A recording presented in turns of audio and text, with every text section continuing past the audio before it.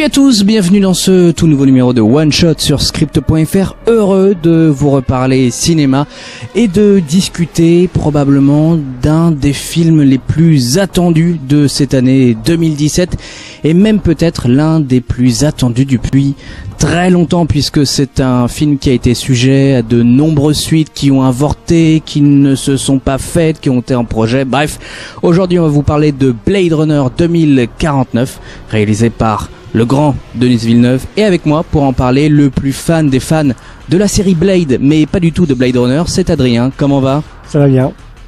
Vous connaissez la question traditionnelle de cette émission, attendions-nous Blade Runner ? Adrien.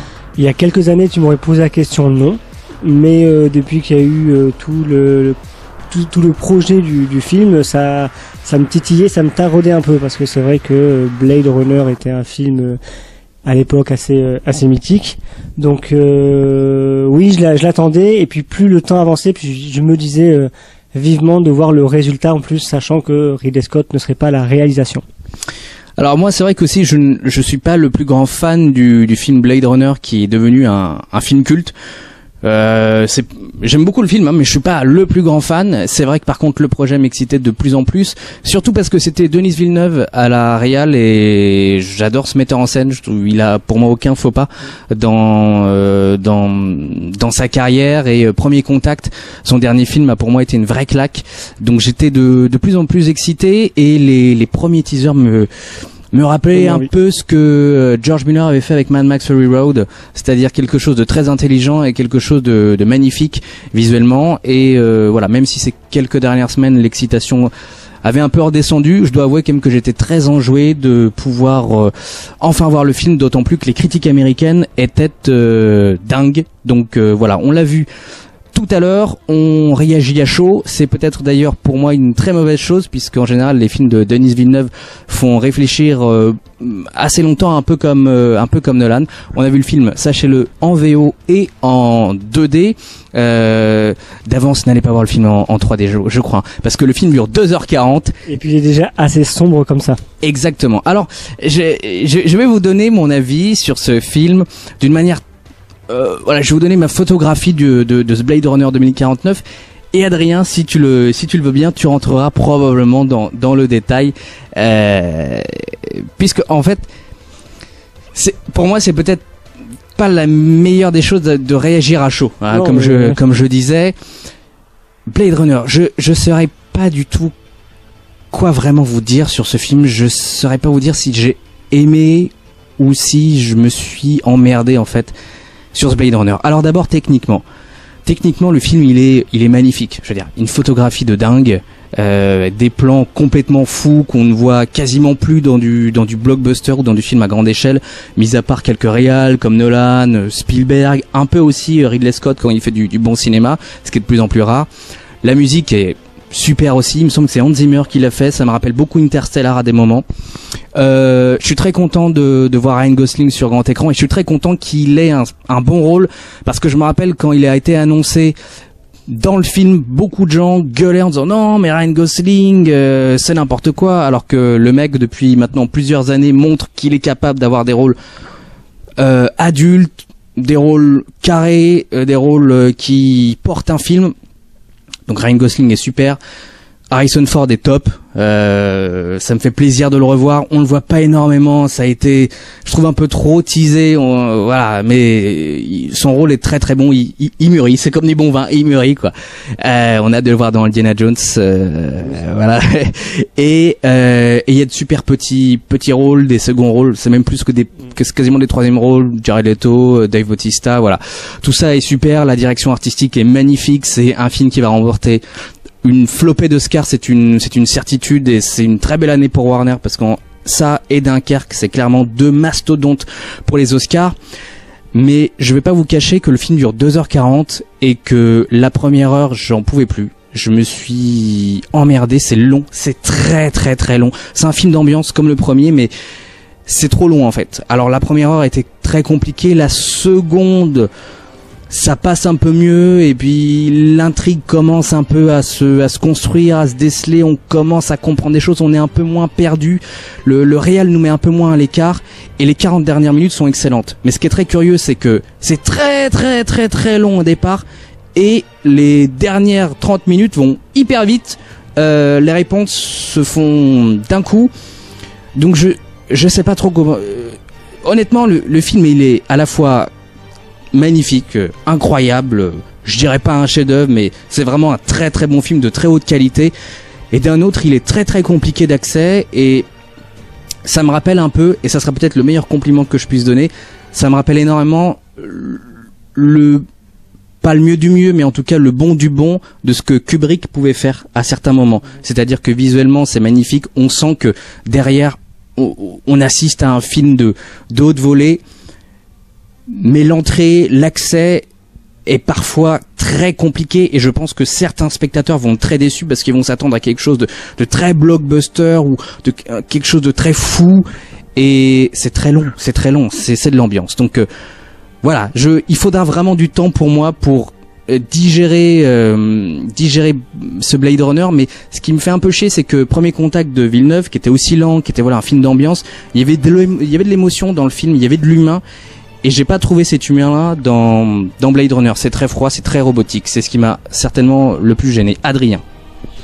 Donc je suis surpris un peu d'entendre cela, parce que c'est vrai qu'on dirait plutôt moi, des fois à la sortie c'est vrai, ouais. d'un film comme celui-ci.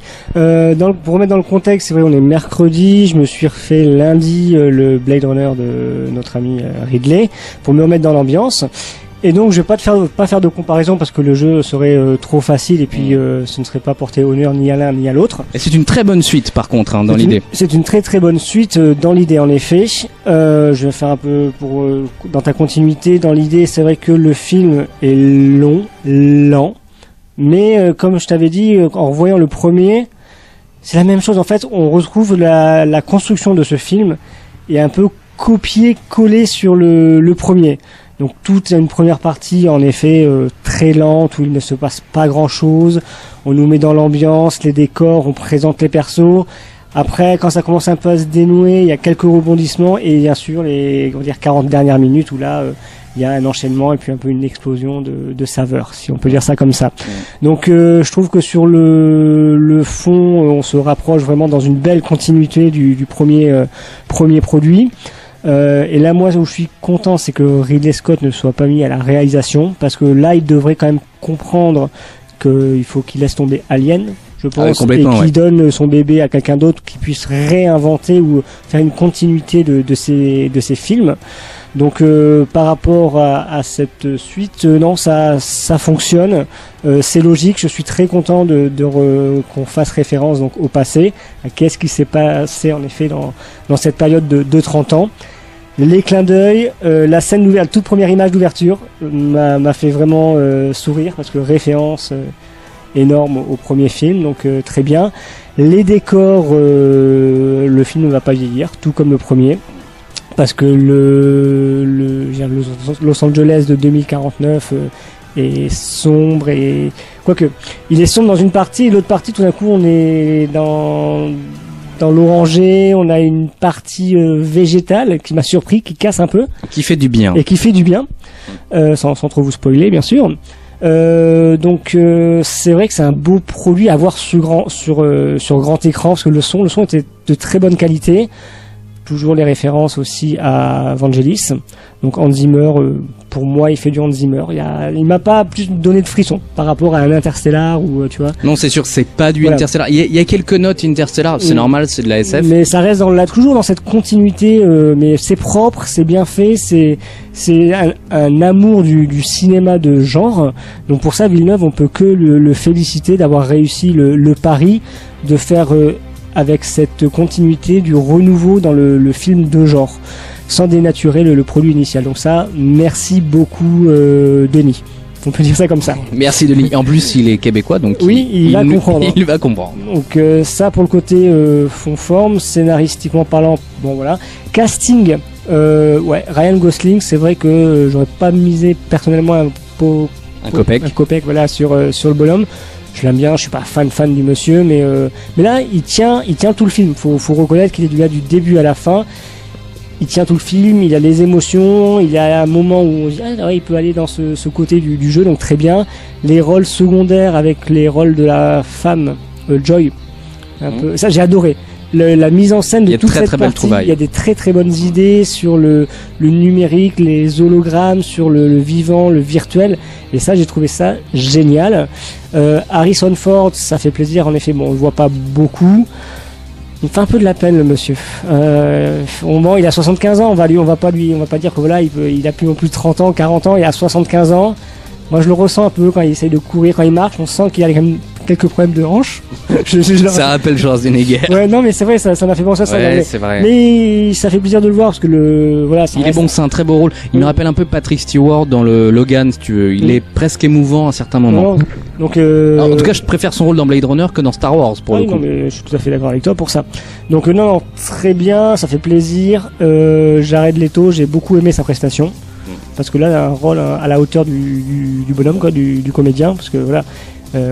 Et il y a c'est une question, la chef de K, c'est une actrice qui était pas dans si elle est dans Wonder Woman, il me semble. Il me semble que c'est. Alors oui, je vous avoue qu'on n'a pas rechecké le cast, il était tellement chaud dans la salle, c'était une catastrophe. Mais j'ai adoré, elle est top. Et puis la bitch aussi de service, que franchement j'avais qu'une envie, c'est qu'elle s'en prenne plein la gueule.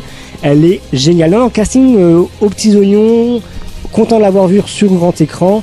Voilà, c'est à chaud aussi. Non mais je trouve qu'encore une fois voilà, cinématographiquement le film est top, on ne peut rien lui reprocher et c'est un film qui est propre. Pour certains ça sera peut-être trop propre, mais voilà, c'est super. Moi c'est l'histoire peut-être aussi qui me dérange un peu parce que elle est très simpliste, elle est, je vais pas dire vide, ça serait pas juste, mais l'intrigue elle est très maigre en fait finalement. Non, mais oui, c'est une recherche en fait. Voilà, c'est une enquête du début à la fin. C'est une enquête mais sans véritable péripéties ou véritable retournement de situation, sans vous spoiler parce qu'on va pas vous gâcher la chose, mais il y a des choses qui arrivent, vous dites ah ok, puis après ah bon bah c'était ça, ok, bon ça a été vu à peu près 1000 fois au ciné, mais on se fait un peu berner à certains moments, on a quelques pistes qui sont des fausses pistes, donc c'est très intéressant. Mais c'est vrai que dans l'ensemble... Mais c'est des retournements trop faciles, je trouve, pour un mec comme Villeneuve. Bon, ça me fait un peu chier. Et c'est surtout ce côté un peu froid, en fait, moi, qui m'a embêté. Mais bon, encore une fois, c'est à chaud parce que il y a tellement de belles images, qui me restent. Ce plan où on le voit, il me semble, dans le trailer où Ryan Gosling rentre dans une sorte de désert orange et tout, ça vous pète à la gueule. C'est magnifique. Enfin, les décors, c'est dingue. Franchement, c'est vraiment dingue. C'est super beau. Mais en fait, je vais vous dire, le personnage qui m'a le plus touché, c'est le chien d'Harrison Ford. Alors, c'est quand même un peu con, parce que Ryan Gosling, je me dis, ouais, bah, on dirait un peu un loser, enfin bref. Harrison Ford, bah ouais, on dirait le vieux grincheux, qui a fait sa carrière, et puis il en a un peu rien à foutre. Jared Leto, c'est Dieu, et les personnages féminins, il y en a un qui pourrait être très intéressant, je vais pas vous dire qui, ça serait vous spoiler, qui pourrait être très intéressant, mais qui n'est absolument pas développé dans l'intrigue, ce qui est très con d'ailleurs. Donc j'ai du mal à m'attacher au personnage, et vu que le film dure 2h40, c'est très compliqué de suivre quelqu'un, de vous attacher un tout petit truc et de vous dire ok vas-y entraîne-moi, ça va être très long, ça va être une péripétie, je vais m'en prendre plein la gueule, c'est pas bien grave, mais à la fin je vais en ressortir en disant putain c'était énorme. J'ai pas ce personnage qui m'amène, et ça me frustre, vraiment ça me frustre, mais il faut que je le revoie, je pense, il faut que je prenne du temps pour le revoir, parce que encore une fois 2h40, franchement 20 grosses minutes en moins n'aurait pas fait du mal au film. Non, je pense qu'il est vrai que certaines personnes, je pense qu'au bout d'une heure et demie, 1h50. Il y a 2 personnes qui sont même barrées. D'accord, j'avais pas vu. Elles vont lâcher. Je pense que j'aime pas dire ça. C'est pas que c'est pas un film qui est à portée de tout le monde, parce que c'est négliger certaines personnes, alors que pas du tout. Mais c'est vrai que ça va en faire chier plus d'un. Ah non, mais je crois, comme je disais tout à l'heure, c'est un film qui est peu compliqué d'accès. Alors certains vont dire en commentaire, ouais bah ils ont qu'à un peu réfléchir. Je suis tout à fait d'accord avec vous, mais je crois qu'il y a des gens qui ont vu la bande-annonce de Blade Runner en se disant ouais ça va être énorme, méga blockbuster explosion, plein de bagnoles. Enfin les scènes de bagnoles, de vaisseaux, je crois qu'il y en avait plus dans le premier que là. Sans déconner. Voilà, il y a pas de course poursuite. Quand il y a un vaisseau qui tombe ou qui explose, c'est pas Michael Bay, et tant mieux d'un côté parce que Denis Villeneuve c'est quelqu'un de très intelligent et il aime le cinéma, ça se voit. Mais voilà, n'allez pas voir Blade Runner en étant un peu crevé. Soyez en forme et soyez prêts à une histoire qui prend vraiment son temps. Ça me rappelle un peu True Detective en fait. À certains moments, True Detective prenait son temps, mais c'était une série, donc ça dialoguait peut-être plus facilement. Donc voilà pour ce Blade Runner 2049. On se retrouvera en 2049 pour en reparler. Pour Blade 52. Adrien, conseilles-tu à nos amis d'aller voir Blade Runner 2049? Allez-y, mais comme disait Annie, à la fraîche. Moi aussi, hein, ne croyez pas que j'ai détesté Blade Runner 2049, pas du tout. C'est que pour moi, ça a été un film trop compliqué d'accès, un peu trop froid. Mais je vous conseille vraiment d'aller le voir parce que techniquement, c'est probablement l'un des films les plus beaux de l'année 2017 et l'un des plus beaux que j'ai pu, l'un des meilleurs films de SF, au moins visuellement, que j'ai pu voir depuis bien longtemps, qui sera très probablement d'ailleurs caricaturé par c'est une certitude puisque Hollywood adore voilà, caricaturer, etc. Denis, merci. On t'attend pour ton film Dune. Apparemment tu vas faire Cléopâtre. Ne te fais pas chier à faire Cléopâtre. Fais-nous plutôt un bon Dune, ça fera plaisir. Merci à vous d'avoir regardé cette vidéo. N'hésitez pas à vous abonner sur notre page YouTube, à liker notre page Facebook. Allez donc faire un tour aussi sur notre page YouTube. Hein, voilà, on a posté plein de choses. Et d'ailleurs, on sera aussi au Comic Con Paris. Sachez-le si vous ne le saviez pas. Merci à toi, Adrien. Bonne soirée, bonne nuit. Rendez-vous en 2049. Ciao.